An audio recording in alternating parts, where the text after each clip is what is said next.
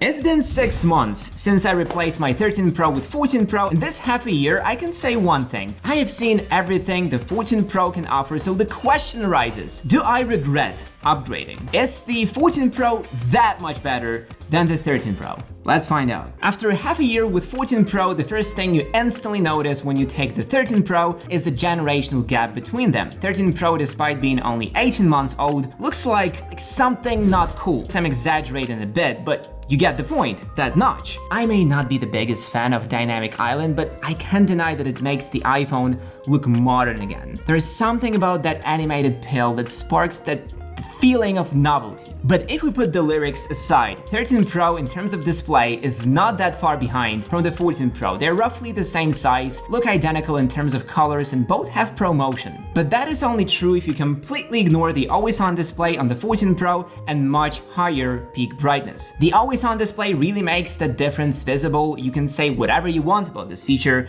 but it undeniably is a nice thing to have. Plus, it can be really useful to some people. You may remember me being all critical about the always-on, but it grew on me. I can't say that I'm a fan of it, but I learned to live with it and get some satisfaction out of it. I learned to better see the difference between the display that's turned off and on, and now I don't just obsessively reach my phone to turn it off. And 13 Pro without that feature feels kinda odd, really. It feels somewhat redundant to tap the display each time I wanna see my notifications or check the time, and that higher brightness, at first I was skeptical and negative, but now I barely notice that the phone heats up when the brightness is maxed out, and in the studio under all these softboxes and lights, this higher brightness comes really handy. But again, those are all my cases. For you, this higher brightness may not be important at all. But let's go back to Dynamic Island. 6 months later, do I love it? No. Do I hate it? No. I'm basically indifferent to its existence most of the time. Sometimes I'm happy to have it, and sometimes I wish I had an iPhone with a notch. If you're curious about the details, here you go. I hate the fact that Dynamic Island takes up that much space, especially when watching videos. It protrudes so much that you can't ignore it. It's always visible, always active and ready to strike. The classical notch on the 13 Pro, however, is much more discreet, yet also protrudes far enough, but it's much easier to ignore since there is no gap between the notch and edges of the display. That exact gap on 14 Pro makes all the difference in perception to me, but on the bright side, I really like how interactive and interesting the animations and interactions are. The Dynamic Island is constantly in motion, it houses all notifications and stuff, and each time that I see it wiggle, I feel the childish sense of joy from having a new toy. And after Dynamic Island, going back to the 13 Pro feels like going back in time to slightly more comfortable but less exciting times. Another thing that strikes me is how different these two phones are in terms of camera capabilities. I get used to having many zoom options and 48 megapixel Pro RAW on my 14 Pro, so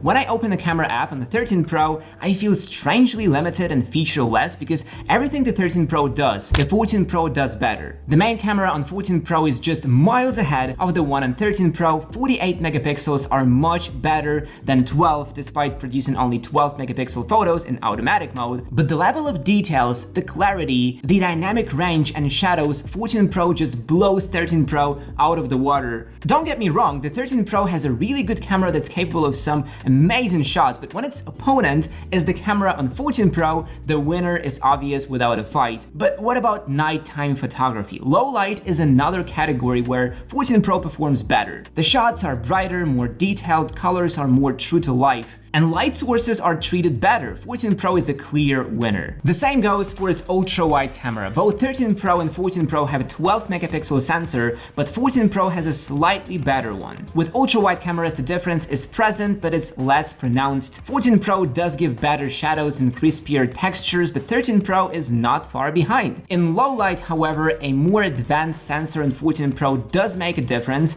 The shots are brighter, better lit, and with less artifacts. As for the zoom lens, that's where it gets really interesting to me. The 13 Pro only has the 3x option, while 14 Pro has an additional 2x mode. Thanks to the 48 megapixel main sensor, Apple's just cropping in, given that 2x zoom. It's a smart move, not gonna lie, and the results are great as well. You almost don't notice the quality drop. But as for the 3x lens itself, they're almost identical. 14 Pro shots are slightly better, thanks to new algorithms, but that's not a substantial difference. The whole difference for me comes down to that extra 2x zoom option, which gives more headroom for taking interesting photos. If you want to capture interesting angles, the 2x zoom on 14 Pro could be the thing that tips the scales in favor of 14 Pro. But the biggest changes to me are in the video department. I'm an absolute fan of the cinematic mode on iPhones, that's true. The 14 Pro supports 4K cinematic videos, while 13 Pro can only do 1080p. Plus, the LiDAR on 14 Pro detects edges of objects better and focus rarely slips. Shooting cinematics on 14 Pro is a much more pleasant experience than on 13 Pro,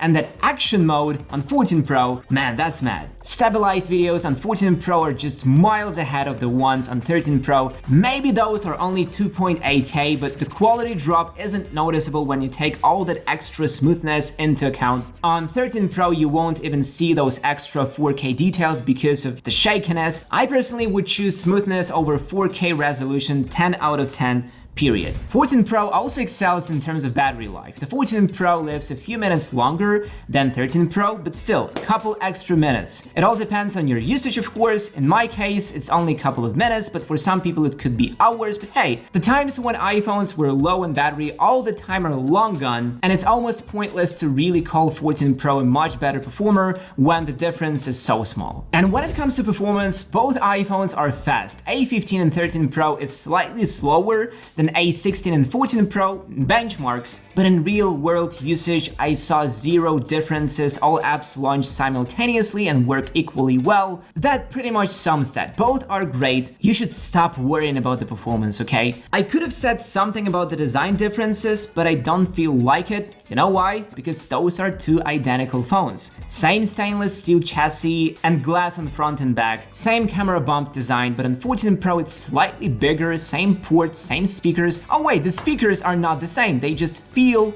the same to me. Upon closer inspection, I can say that 14 Pro sounds a tiny bit better, but since most people mostly use headphones, the sound difference is almost irrelevant. So what have I forgotten? Yeah, crash detection and satellite connectivity. 13 Pro doesn't have that. But you know what? I don't care, and neither should you. Those are meaningless features to most people, and you won't notice their existence if you choose 13 Pro over 14 Pro. Trust me, if you're not driving like a maniac or going into the wilderness for a week, you won't miss those features. So, after 6 months with 14 Pro, the 13 Pro feels like the Dark Knight movie. The first movie is very good, but the second one is so much better in every way. Better, bolder, nicer, more creative and interesting. That's the 14 Pro. I just wish the 15 Pro wouldn't be like the third Dark Knight movie.